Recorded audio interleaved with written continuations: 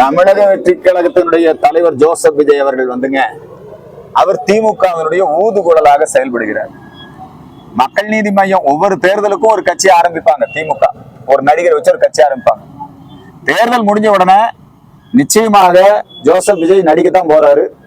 அதுவும் நம்முடைய சன் குடும்பம் இருக்கு இல்லைங்களா, திமுக குடும்பம், ரெட் ஜெயண்ட், அந்த மாதிரியான அந்த படத்துல இவரே நடிப்பாரு. மிகப்பெரிய அளவுல ரசிகர்கள் யாரும் ஏமாற வேண்டாம்.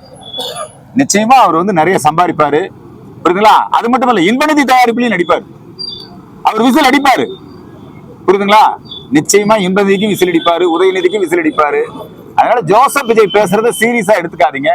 திமுக வந்து ஏ டீம், பி டீம் எல்லாம் கிடையாது, ஏ டீம்.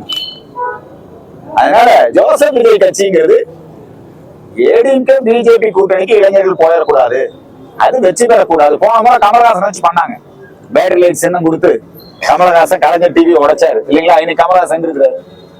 இன்னைக்கு இந்த ஜனநாயகன் படத்தினுடைய உரிமை, சேட்டலைட் உரிமை யாரு கொடுத்துருக்காங்க? சன் குடும்பம் தான் வாங்கியிருக்குது. ஏன் இன்னை வரைக்கும் ஜோசப் விஜய் கைது பண்ணல தமிழ்நாடு போலீஸ்? ஏன் இன்னை வரைக்கும் விஜய் கைது பண்ணல? விஜய் இவர்களால் உருவாக்கப்பட்ட ஆள். அவர் ஏடிஎம்கே ஓட்ட பிரிச்சிருவாரு, பிஜேபிக்கு இளைஞர்கள் போறதை தடுத்துருவாரு அப்படின்னு இவங்கதான் எழுதி கொடுக்குறாங்க. ஜோசப் விஜய் பேசுற பேச்செல்லாம் வேற யாரும் எழுதி கொடுக்குறாங்கன்னு நினைக்காதீங்க. திமுகவுக்கு யார் வியூகம் வகுத்து கொடுத்தாங்க? ஆரோக்கியா தான் வியூகம் வகுத்து கொடுத்தாரு. ஜான் ஆரோக்கியசாமி தான் வியூகம் வகுத்து கொடுத்தாரு.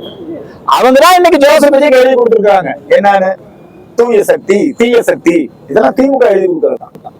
நேற்று நீங்க ஜோசப் விஜய் பேசுறதா சொல்றீங்க இல்லையா, யாரோ ஆரம்பிச்ச கட்சி நான் நடத்தல, நான் வந்து என்னுடைய கட்சி ஆரம்பிச்சிருக்கேன், இது திமுக எழுதி கொடுத்த கட்சி தான். அதனால இந்த வசனத்தை தான் அவர் பேசிட்டு இருக்கிறாரு.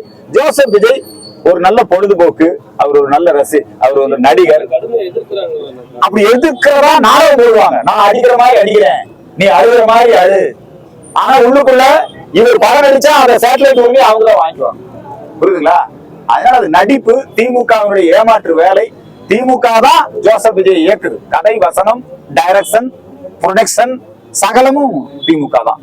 ஜோசப் விஜய் அந்த படத்துல நடிச்சுட்டு இருக்கிறாரு. தமிழக வெற்றி கழகங்கிற திரைப்படத்துல இன்னைக்கு நடிச்சுட்டு இருக்கிறாரு.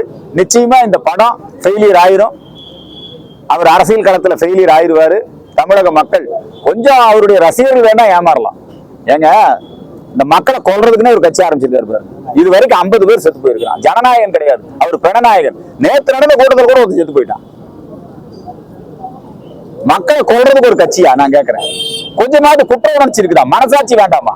வெயில்ல அத்தனை மக்களை நிறுத்தி இருந்தீங்கல்ல சேலத்துல, ஏன் ஒரு பந்தல் போட்டு கட்சி நடத்த முடியாதா? ஏன்னா உங்ககிட்ட காசு இல்லையா? குடிநீர் கொடுக்க கூடாதா? ஒரு நெருக்கடி கொடுக்க கூடாதா? இதெல்லாம் வந்துங்க அவங்களுக்கு இன்னும் கட்சி நடத்தவெல்லாம் தெரியாது.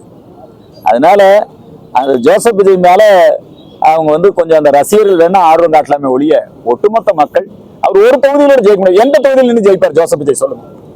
203 தொகுதியிலும் போட்டிடுவாங்க. அதே சொல்லிட்டாரு. 234 விஜய் விஜய் விஜய்னு சொல்லி இருக்கிறார். 204 விஜய் தோப்பாரு. அதான் உண்மை.